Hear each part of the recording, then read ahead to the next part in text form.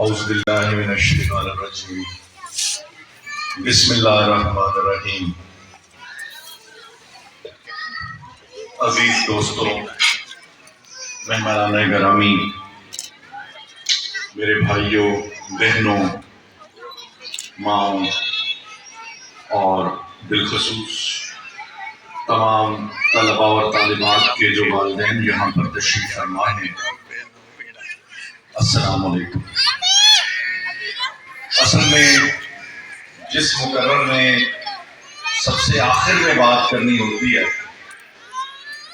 اس کے لیے بہت ہی مشکل ہوتی ہے کہ وہ کس پھول کی خوشبو کو، کس جگنو کی روشنی کو اور کس ستارے کی جلوت کو اور خلوت کو وہ بیان کرے یا نہ کرے، وہ کس چیز کی تعریف کرے اور کس چیز سے رک جائے۔ جو آخری مقرر ہوتا ہے عزیز دوستو، لیڈیز اینڈ جینٹلمین، اس کے لیے بہت مشکل ہے کہ وہ اتنی خوبصورت شام، اتنی خوبصورت گیدرنگ، یقین کیجئے ہم بہت ساری تقریبات میں جاتے ہیں، یونیورسٹیز میں بھی جاتے ہیں، اسکولز میں بھی، اور بھی پروگرامز ہوتے ہیں، چینلز میں بھی جاتے ہیں۔ ہم رسمی دو چار جملے ہوتے ہیں جو ہم بولتے ہیں کہ جی بڑا زبردست ایونٹ ہے جی، بہت ویل ڈن جی، بہت زبردست ہے جی، بڑے اچھے گیسٹ ہیں جی، اور بیک اپ کر کے ان کو چار تالیاں بجا کے نا ہم آ جاتے ہیں۔ لیکن یقین کیجئے میں آپ سے بالکل کوئی رٹی ہوئی بات نہیں کرنا چاہتا۔ میں آج کی اس خوبصورت جگمگاتی ہوئی تابانی سے لبریز اس خوبصورت شام کو میں سچ کے ساتھ آپ کے ساتھ بیان کرنا چاہتا ہوں، سچائی کے ساتھ۔ کوئی مجھے اس میں آر نہیں ہے کہ میں 2 منٹ آپ سے زیادہ لے لوں یا کم لے لوں، میں ہرگز آپ سے یہ درخواست نہیں کروں گا۔ تو عزیز عالمان، میرے عزیز دوستوں، میری ماؤں، میری بہنوں، میں صرف آپ سے 3-4 منٹ 5 منٹ توجہ چاہتا ہوں۔ تو اس فنکشن کو دیکھ کے، یہ مستقبل کے ڈاکٹر قدیس کو دیکھ کے، مستقبل کی جو بیٹیاں ہیں ہمارے، ان کو دیکھ کے، یہ جو سولجرز تھے، یہ جو ایس ایس سی کے کمانڈوز تھے، نعرہ تکبیر بلند کرتے ہوئے، اور جو اتنی خوبصورت پرفارمنس تھی، یہ جو مونٹیسری کے بچے تھے چھوٹے چھوٹے، ان کی پرفارمنس، اور جو ٹیچرز کی کاوشیں تھیں، یقین کیجئے ان سب کو دیکھتے ہوئے میں وہ غیر رسمی کچھ 2-4 باتیں آپ سے ضرور شیئر کروں گا جو میری زندگی کے تجربات اور میری اپنی سٹڈیز اور میری اپنی اکیڈمکس، جو مجھے جنا ایوارڈ ملا تھا گورنمنٹ آف پنجاب کی طرف سے، وہ بھی پروموشن آف ایجوکیشن پہ ملا تھا، میں اس ساری روشنی میں چند لمحات آپ سے لینا چاہوں گا، اور آپ کی تالیاں مجھے بتائیں گی کہ میں آپ سے وہ چند لمحات لے سکتا ہوں یا نہیں لے سکتا۔ میری جمہوریت ہے، اس کا مطلب ہے کہ تالیاں اتنی بڑھ گئی ہیں کہ میں 2-4 منٹ آپ سے لے سکتا ہوں۔ تو بہت بہت شکریہ۔ اچھا، ایک ایسپیکٹ میں آپ کے سامنے رکھتا ہوں۔ پچھلے دنوں میں ایکچولی میں بات کرنے والا ہوں کہ کون سا سکول بڑا سکول ہوتا ہے یا کون سا چھوٹا سکول ہوتا ہے۔ چھوٹے سکول اور بڑے سکول کی میں تعریف آپ کو بتاتا ہوں۔ ایکچولی ٹوکیو میں ایک ریسرچ سیشن ہوا، اس کے بعد ڈیکلریشن ہوا ایک کانفرنس کا، اور اس کانفرنس کی روشنی کے اندر پوری دنیا میں کچھ سرویز کنڈکٹ کیے گئے، اور اس سرویز کے مختلف انڈیکیٹرز تھے، اور سب سے جو مین انڈیکیٹر تھا وہ یہ تھا کہ سب سے جو the most best honest nation ہے وہ دنیا کی کون سی ہے۔ اگر 154 دنیا کی کنٹریز ہیں، ممالک ہیں، قومیں ہیں اور ریاستیں ہیں، ان میں سے سب سے ایماندار دنیا میں گلوبلی کون ہے، کون لوگ ہیں؟ اور اس میں ذکر آیا اس سروے کے اندر، اس کا نتیجہ یہ تھا کہ ٹوکیو میں جو سیمپلنگ کی گئی سروے کی، جو جاپان کی قوم ہے وہ سب سے ایماندار قوم کہلائی۔ تو خواتین و حضرات، میری توجہ ٹوکیو پہ گئی، میں نے ویکیپیڈیا کھولا، میں نے چیک کیا اس آرٹیکلز وغیرہ کو، میں نے دیکھا کہ بھئی یہ کس بنیاد پہ انہوں نے اس کو آنیسٹ نیشن کا ایوارڈ دیا ہے، کہ ایماندار نیشن۔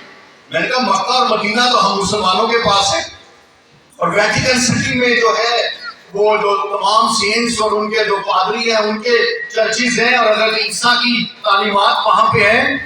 اسرائیل اور فلسطین میں تینوں مذاہب کے جو بڑے بڑے اولیاء ہیں ان کی مرکز ہے. تو یہ ایمانداری جو ہے وہ ان میں جاپانیوں میں کیسے آ گئی؟ یقین کیجیے جب میں نے وہ ریسرچ پڑھی، مختصر بیان کر رہا ہوں، مائیں بیٹھی ہیں، بہنیں بیٹھی ہیں، میں آپ سے شیئر کر رہا ہوں.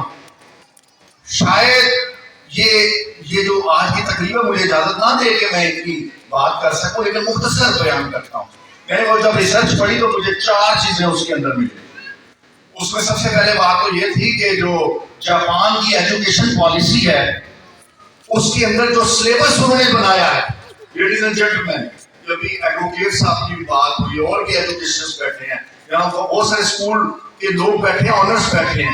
میں آپ سے شیئر کر رہا ہوں بڑے پرائڈ کے ساتھ کہ آپ دیکھیں کہ قومیں کیسے بنتی ہیں.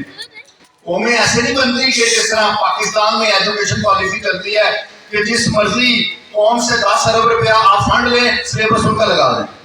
ہر 10 سال کے بعد یہ ہوتا ہے کہ جو فنڈ زیادہ دیتا ہے سلیبس ان کا لگ جاتا ہے. اس طرح نہیں قوم بنتی. سنیے ذرا جاپانیوں نے کیسے قوم بنائی.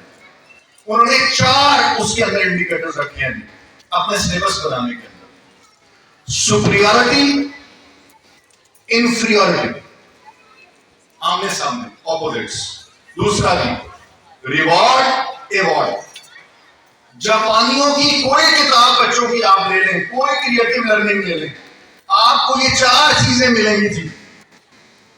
یعنی کہ بندے نے سپیریئر کا فیل کرنا ہے، وہ بچے کو بتاتے ہیں بیٹا اتنا کرنا ہے، اتنا نہیں کرنا.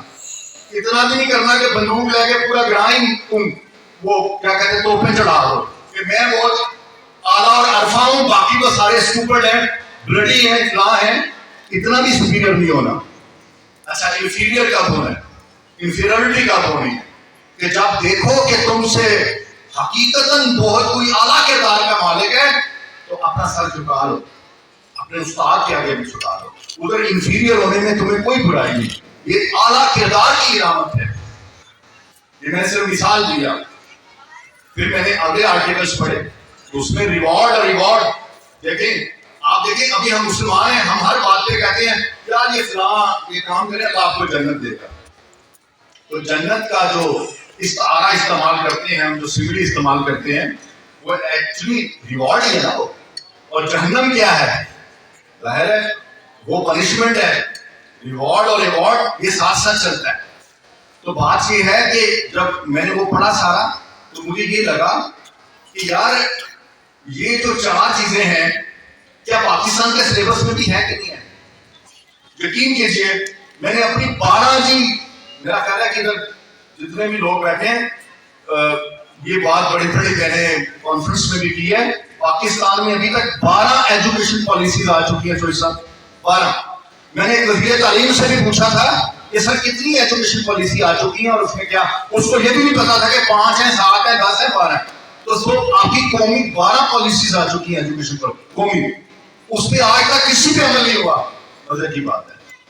تو میں یہ آپ سے شیئر کرتا ہوں کہ جب میں نے یہ ریسرچ پڑھی تو میں نے پھر اپنے پاکستانی سلیبس کو ذرا دیکھا. تو ابھی یہ مت بھولیے گا کہ میں آپ کو بتانے والا ہوں چھوٹا اسکول کون سا ہوتا ہے یا بڑا اسکول کون سا ہوتا ہے. اب دیکھیے ذرا، جب پاکستانی سلیبس میں نے پڑھا، یہ ساری چیزیں دیکھی تو مجھے پاکستانی سلیبس کے اندر پتا کیا ملا؟ کوئی کتاب پڑھنے کے بعد دل کرتا ہے سارا شہر ہی خرید لو. پھر ایک اور کتاب پڑھنے کے بعد دل کرتا ہے کہ یار بات یہ ہے میں تو بڑا طاقتور ہوں، یہ تو کمزور ہے، ان کو تو جینے کا حق ہی نہیں ہے. پھر ایک اور کتاب پڑھنے کو ملی سلیبس کی، اس میں ایسے لگا کہ مسلمان جو ہے اس وقت بھی آٹومن امپائر جو 1470-72 میں تھی یا 1500 میں تھی 80 میں، ایسے لگ رہا تھا اس کتاب پڑھنے کے بعد آج بھی ہم سپر پاور ہے دنیا میں. ہنگری میں بھی ہماری حکومت ہے، جاپان میں بھی ہماری حکومت ہے، برطانیہ میں بھی ہم سلاطین ہیں. ایسے لگ رہا تھا ہر بات پہ لکھا ہوا تھا کہ جی ہم بڑے اعلیٰ اور افضل ہیں اور بنا ہم پیناڈول بھی نہیں سکتے. میں نے جب وہ سارے پاکستانی سلیبس بکس چھانی اس کے اندر مجھے یہی بات نظر آئی کہ یار یہ کس بندے نے بھی یہ سلیبس منظور کیا تھا وہ ہمارے طاہر رفیق صاحب ہیں جو اس کے چیف ایڈوائزر ہیں. پھر میں نے یہ بات ان سے ڈسکس کی جو فیڈرل منسٹری میں بیٹھتے ہیں NCC میں کہ جناب یہ آپ بات کر رہے ہیں, کہتے جی انہیں چیزوں کو تو ہم نے ختم کیا ہے. میں نے کہا بات یہ ہے یہ جو آپ کا سلیبس ہے اور یہ جاپان کا سلیبس ہے آپ اس میں کمپیریزن کریں تو اس میں ہمیں پاکستان کے جو سلیبس میں جو لوپ ہولز ہمیں ملے وہ کیا تھے کہ سپیریورٹی جہاں ہم نے یعنی B لیول کی دینی ہے وہاں ہم نے A+ لیول کی دی ہوئی ہے تاکہ بچہ اس نظم کو پڑھتا ہے یا اس واقعے کو پڑھتا ہے اور وہ تلوار نکالتا ہے کہتا ہے کوئی اقلیت نہیں رہتی آج ٹیکسلا میں اور وہاں میں ایسی کی تیسی ہی تھی, جلا دو مٹا دو گرا دو. اس لیول کی سپیریورٹی تو دس از رانگ. یہ کوئی سلیبس نہیں ہے جو آپ کو ایسی آپ بچے کو پڑھائیں اور وہ نکل کھڑا ہو دوسروں کو مارنے. تو جو تعلیمی نظام ہے آپ کی تعلیمی کتاب ہے جو اساتذہ نے پڑھانی ہے پہلے فرسٹ 5 اکیڈمک ایئرس میں, اس میں یہ خیال رکھنا ہے ان 4 باتوں کا کہ ریوارڈ اور ایوارڈ, سپیریورٹی اور انفیریورٹی. پاکستانی سلیبس کے اندر میں نے 4 انڈیکیٹر چیک کیے, آپ یقین کریں کوئی کتاب اس میں پوری نہیں اتری, کوئی کتاب پوری نہیں اتری. تو پھر مجھے منیا محمد بخش صاحب کا وہ شعر یاد آیا کہ پھولاں دی قدر بلبل جانے صاف دماغاں والی, پھولاں دی قدر بلبل جانے صاف دماغاں والی, پھولاں دی قدر گدھ کیا جانے مردے کھاون والی. میں نے کہا اس سے تو بہتر تھا میاں محمد بخش صاحب کی کوئی کھڑی شریف والی وہ سیف العلوم پڑھ کے کوئی سلیبس بنا لیتے, تو اس سے تو بڑی وزڈم آپ کی ادھر پڑی ہوئی ہے. تو خواتین و حضرات میری یہ جو گفتگو ہے بڑی تھاٹ پرووکنگ اور ریسرچ بیس ہے, اس میں کوئی تالیاں یا زیادہ مجھے چاہیے بھی نہیں, صرف میں نے آپ تک ایک نقطہ پہنچانا ہے کہ چھوٹا اسکول کون سا ہے بڑا اسکول کون سا ہے. میرے نزدیک اس پروگرام کو دیکھنے کے بعد بات کر رہا ہوں, آپ سب ڈسٹنگوش گیسٹ ماشاءاللہ پڑھے لکھے لوگ ہیں, آپ مجھے یہ بتائیں کہ جو بڑا اسکول ہے جو کوئی 20,000 فیس لیتا ہے, جس کی بڑی اچھی پوسٹرز آتی ہیں بچوں کے لے جاتی ہیں, میوزک کے وہاں پہ وہ ہوتے ہیں پیریڈز بھی ہوتے ہیں, بہت کچھ ہوتا ہے, آپ اس کو ایلیٹ کلاس اسکول کہتے ہیں. اگر یہ 4 چیزیں وہ دے رہا ہے میں سمجھوں گا کہ وہ بڑا اسکول ہے, اور اگر یہ 4 چیزیں نہیں دے رہا میں سمجھوں گا انتہائی چھوٹا اسکول ہے. اس کی مثال دیتا ہوں آپ کو, وہ چھوٹا کیوں ہے. ابھی نور مقدم کیس آپ کے سامنے آیا, وہ جو ظاہر ہے وہ جو اس کا قاتل ہے وکیل صاحب بیٹھے ہیں, یہ پورے اس وقت اس کا جو ٹرائل ہے وہ ایک میرا خیال دنیا کی تاریخ میں اپنی مثال آپ ہے.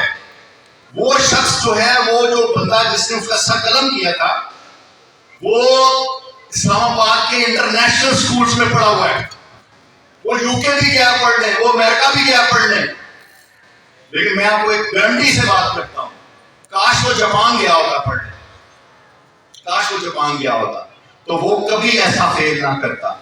اس کا مطلب ہے کہ وہ جو کانٹینٹ ہے جو اس نے پڑھا اس کے اندر یہ جو 4 چیزیں تھیں وہ ان بیلنس تھی, اس نے ان بیلنس شخصیت پیدا کی ہے ان چیزوں نے.